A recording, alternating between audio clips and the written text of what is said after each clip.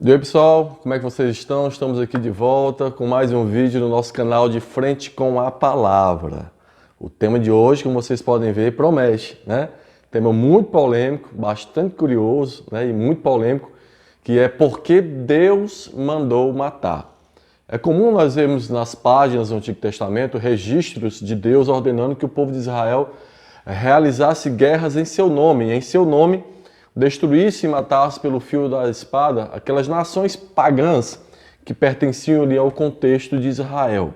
Então, hoje nós vamos tratar sobre esse tema e tentar entender por que Deus mandou que os israelitas fizessem guerra em seu nome e em seu nome matassem essas nações. Mas antes de prosseguirmos, não custa nada relembrarmos, você que está aí acompanhando o nosso canal pela primeira vez, o que já está aqui há muito tempo, nos ajude, meu filho, tá bom?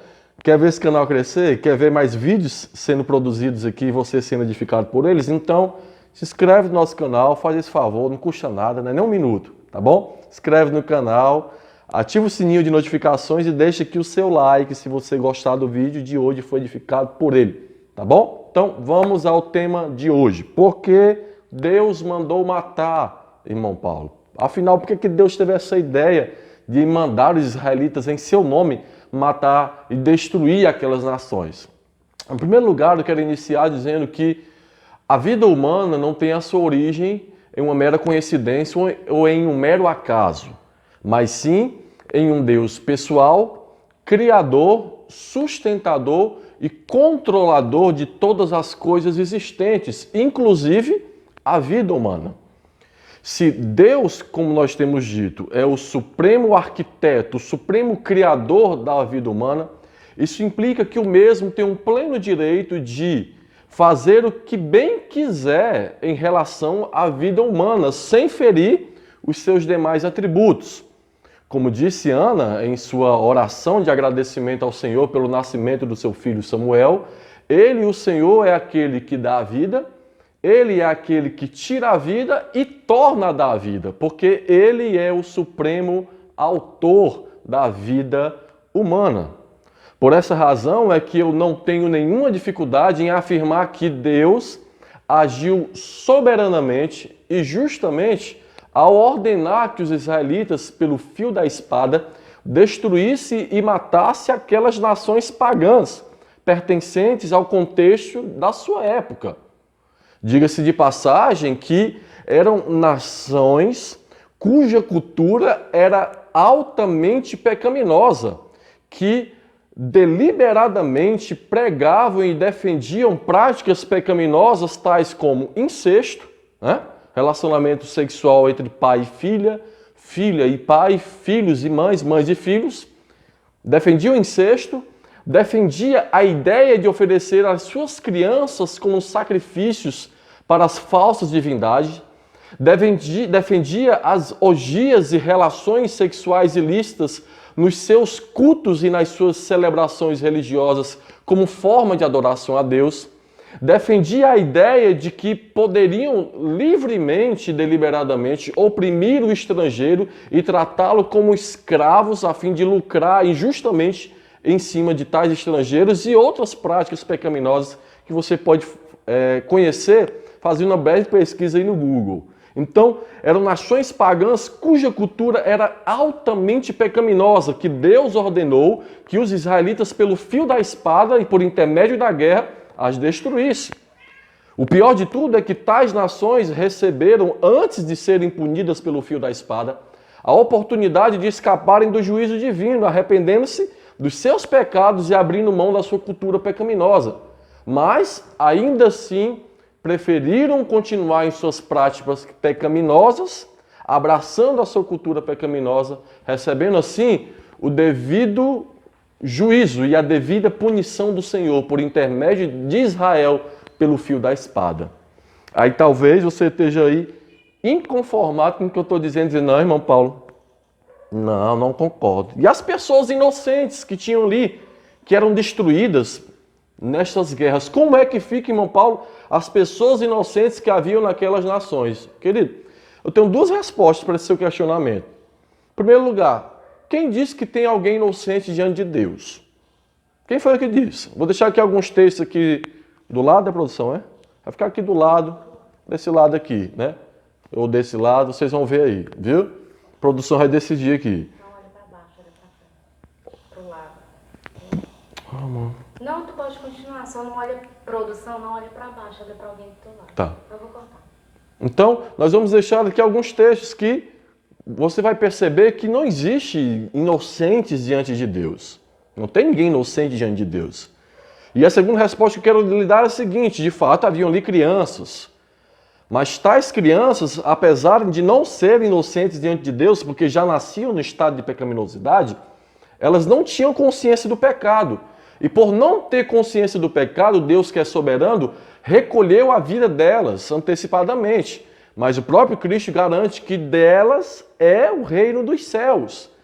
E caso houvesse ali naquela nação o que o texto não diz, caso houvesse naquelas nações o que o texto não declara, pessoas que conheceram a Deus e que criam no Cordeiro de Deus que tira o pecado do mundo por intermédio dos sacrifícios, se houvessem pessoas ali desse tipo que a Bíblia não registra, certamente essas pessoas serão salvas no dia do juízo, apesar de terem a sua vida recolhida antecipadamente. Mas primeiro, não tem ninguém inocente. As crianças não são inocentes, não têm consciência do pecado, mas foram recolhidas antecipadamente porque Deus é soberano para dar a vida e para tirar a vida na hora que Ele quer. E tais crianças que foram recolhidas e essas supostas pessoas que talvez possam ter conhecido a Deus, serão tratadas como justos diante de Deus no dia do juízo final.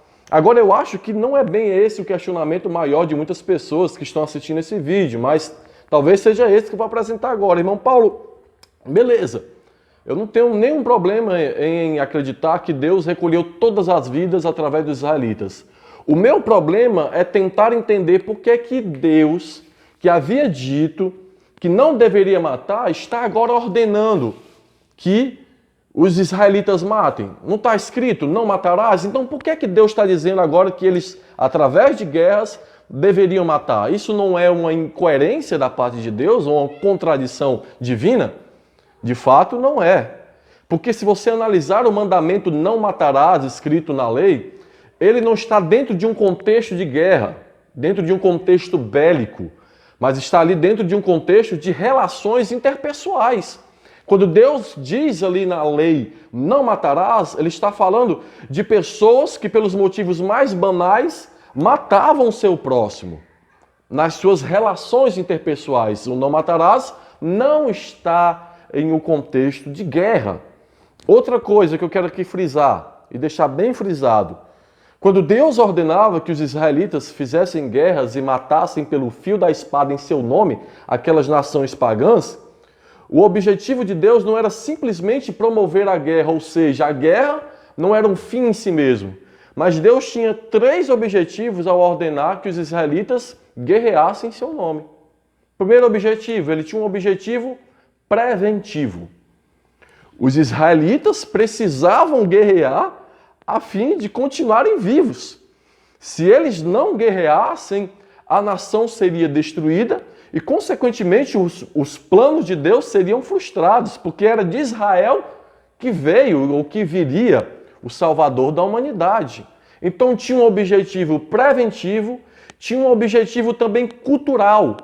Fazia parte da cultura da época a promoção e a realização de guerra, era algo que fazia parte das culturas da época. Não era visto como algo pecaminoso até então, naquela época, naquele contexto que Israel estava vivendo. E o terceiro objetivo que Deus tinha era o objetivo transitório. Ou seja, Deus estava lidando com guerras porque Ele estava governando a nação. E Ele estava governando aquela nação e lidando com esta nação através de guerras de uma maneira transitória. O que eu quero dizer com isso é que em nome de Deus foram realizadas guerras apenas naquele momento. Apenas naquele contexto. É por isso que eu quero encerrar dizendo isso aqui, que hoje, no Novo Testamento, na nova dispensação denominada como a dispensação da graça, Deus não estabelece mais essa existência de guerras em seu nome. É claro que a história da religião, especificamente do cristianismo, tem mostrado aí guerras que foram feitas em nome do Senhor, tais como as cruzadas, as inquisições, mas esse contexto de guerra, Deus ele aprovou apenas no contexto ali de Israel. Nesse tempo que nós estamos vivendo, não. Deus ele não promove esse tipo de atitude. Né? Por quê? Porque na encarnação de Jesus, que é onde acontece o ápice da revelação da vontade de Deus para a humanidade, toda essa ideia de guerra em nome de Deus é abolida por Jesus. Nos ensinamentos de Jesus, toda essa ideia de guerra contra nações, contra países, é abolido por Cristo. Na realidade, após a encarnação e a revelação da vontade de Deus por intermédio dos ensinos de Cristo, nós percebemos que a nossa guerra não é mais de ordem física ou material, mas é uma guerra de ordem espiritual. Hoje, diz Paulo, a nossa guerra não é contra a carne, nem contra o sangue, mas contra principados, potestades e contra as hortes espirituais da maldade, que com as suas armas têm tentado nos destruir. Mas nós, fortalecidos na força e no poder do Senhor e revestidos da armadura do Senhor, vamos militar e guerrear, não contra carne nem contra o sangue, não contra nações e nem contra pessoas, mas contra os poderes espirituais da maldade que têm investido contra nós. Tá bom? Então, espero que tenha ficado esclarecido. Se você gostou, deixe aqui seu comentário. Se ficou alguma dúvida, convido você para continuarmos este bate-papo sobre este tema aqui nos nossos comentários. Tá certo? Então, até a próxima. Semana que vem temos mais vídeos e que Deus possa continuar lhe abençoando, tá bom? Em nome de Jesus. Vou lá, pessoal. Até a próxima. Um abraço. O Óscar Santo. E fiquem com Deus.